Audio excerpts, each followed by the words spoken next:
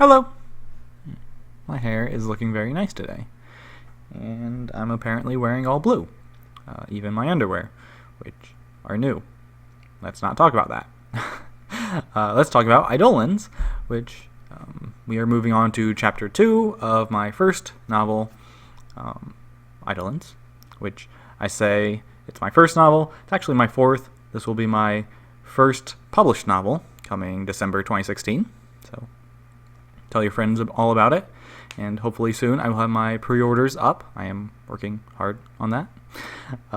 But yeah, my first novel was written in middle school, wrote in a notebook. There was a character, the best friend of the main character, who was an alien. He was orange. He had green hair. Looked like a carrot. Named him Carrot. And now that I'm playing Dungeons & Dragons, my character can't whistle, but he can talk to parrots. And so he has a pet parrot who's orange with a green tail named Carrot. Pictured here. I drew this off of one of those how-to for kids, instructional manuals. He's very cute. You can see all the places that I did not have a proper eraser to erase my guidelines. I was prepared. Second novel, written in high school, about boxing. Didn't know anything about boxing. Also didn't know anything about writing. So, also kind of a piece of shit. Both of those are lost forever. One, because it was on an old computer that I just didn't bother transferring the file. And the first one, because it was written in a notebook that maybe it's somewhere, I don't know. Probably in a trash, though. In the trash. Whatever. Third novel. This was in college, after I'd been published a few times. And I was trying some very specific things with it that just didn't pay off. Also, it was the first novel of a 5-part book series that I had planned that, as a first-time writer, you just can't really do as a financially as a business thing with anyone taking you seriously, because they don't know if the first one's going to pay off, and yeah. So this one, Eidolons, is my fourth one, but first to be published, and I think it is my best long-form piece to date. After that, I've started a lot, but let's not talk about them. I have one more that I finished after Eidolons that it ends very abruptly. It's definitely a first draft. I will link one of the chapters in the description of me reading it in Korea. Not in Korean, it's in English, you can understand it. But yeah, that'll be down there. Not down there, here, can't see my hands, down below the video, down there. Lady's not down there. Lady's in the basement. That's not a euphemism. Okay. Let's move on. Let's go to Eidolons, chapter 2.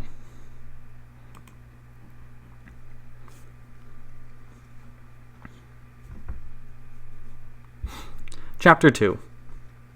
I'll take you back 2 days before my demise. You think it'd be a cheerier time with all that life and stuff.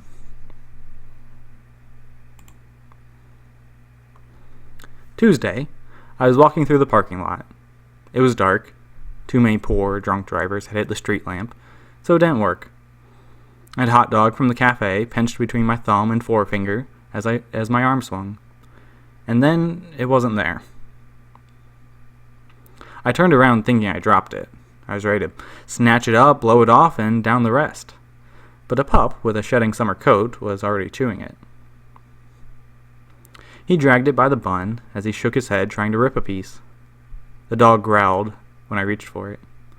A paper cut was more deadly than his fangs, so I hoisted him by the scruff, and with him dangling in front of me, well, that was how I knew it was a him. He had no collar and no fat. With the moonlight, I could count the ribs under that brown and white fur, and his skin was so loose that he hung well lower than my handful of scruff. I cradled him while he squirmed, and when I bent over for the hot dog, he dove from my arms and landed gracefully on his snout. but when I grabbed the hot dog, he hobbled to my leg to bite my sock. I fed him a piece of the bun. He swallowed it, then chewed.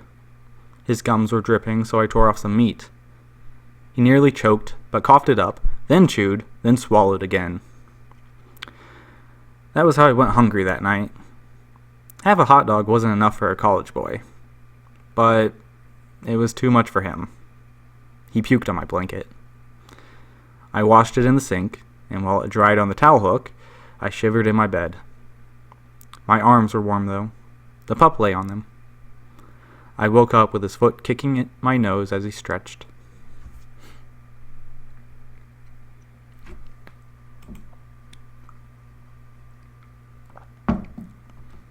The next day, I left him in my dorm with strict instructions to hush if he wanted to stay. I told him the RA seemed like a cat chick and probably had a dozen at home over on Franklin that her parents cared for while she was at college, coming home for the cuteness, but leaving the litter box. With an armful of groceries, I wandered the aisles until I found the dog food by the peanut butter. $15 for the little bag, or $30 for the bag that was 3 times as heavy. It was a deal, sure, but it was also heavy. I hefted the big bag on my shoulder and put my pretzels, goldfish crackers, and potato chips under the other arm to balance me out. I teetered toward the cashier, but never fell. The one time I nearly did, a manager caught me and said if I needed help, the carts were that way, past the registers. I threw the dog food down on the conveyor belt, and the corner blew open. A few pieces tumbled out as the bag rolled towards the cashier. Red. Name tag said Jenna.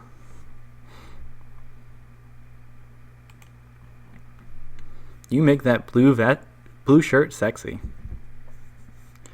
You'd think it'd clash with that bushy hair, but the perma-blush saves the outfit. God's gift, I guess. Like most liberal college students, I was fundamentally against poisoning a small town with Walmart's slave labor abroad and domestic. But this was the only time I saw red. It was my favorite color. And their wares were cheap. Enough pasta for a week? Just a $5? Oh, I was in. We had known each other since middle school. She was staying out of college until she could afford it. This job was just a day thing, and at night she taught little girls to plie and prance. She wanted to be a dancer, or dance teacher, whichever, and those don't make much, so she wanted to graduate with a business degree without owing anyone any money. We had promised to be BFFs, best fucking friends forever, but we weren't exactly close since graduating. Still, I always went to her line. She yawned, then tugged at the bag. It wouldn't budge, so she pulled out the scanning gun, but the barcode was on the bottom. How about you flip it, she commanded. My retort got lost in my panting, but I did it anyway. Since when do you got a dog? I don't. This is part of my diet to bulk up. All that ham didn't do it, and I get tired of peanut butter. How do you expect to care for it? You don't even feed yourself half the time. She scanned my snacks, and I handed her my bank card, and she thrust it back and pointed to the machine, saying, "Do it yourself."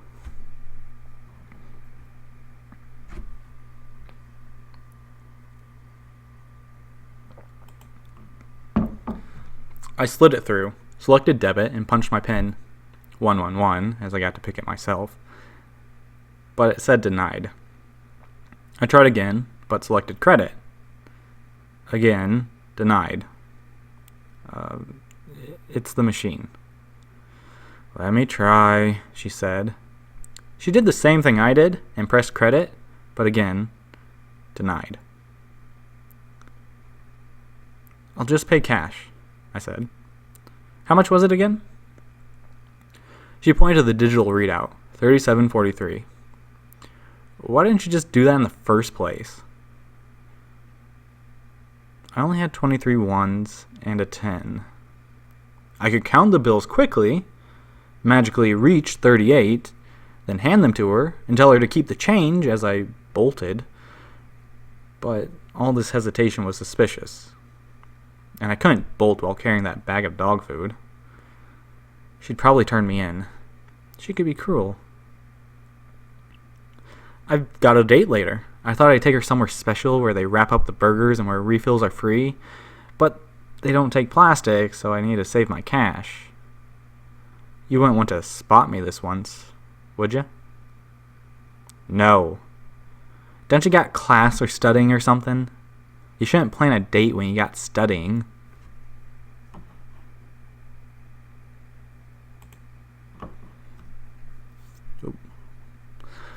There was a line forming behind me, and the speaker overhead called for all available employees to report to checkout.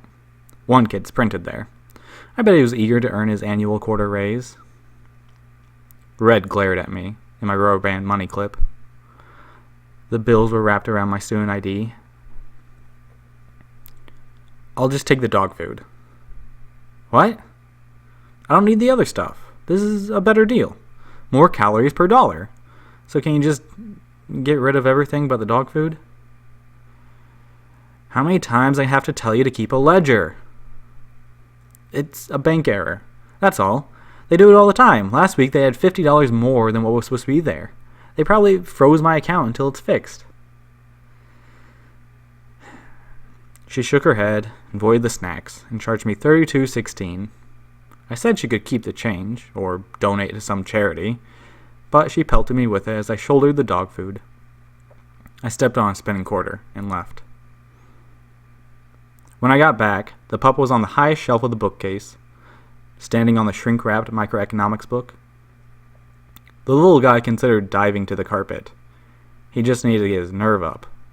But I snatched him before that, and he licked the sweat on my neck, then tried to bite my ear. I dragged the dog food in as he ate the bits that fell from the blown-out corner. I stayed inside with the little guy, thinking up names instead of reading about the Welsh water leaper, which, from the drawings, were just an out-of-place manta ray. I suggested a few names for the pup, but he didn't answer to any, so I let them go. He saw a bird in the window by the tree, and yelped and leaped for it. His snot marks were left on the glass. No one barged in to investigate the noise, so I didn't worry about it.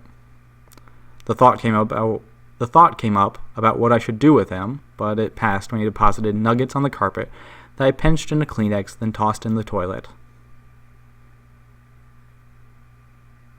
When he wet the carpet, I opened the window so the place wouldn't stink. Well, thanks for watching.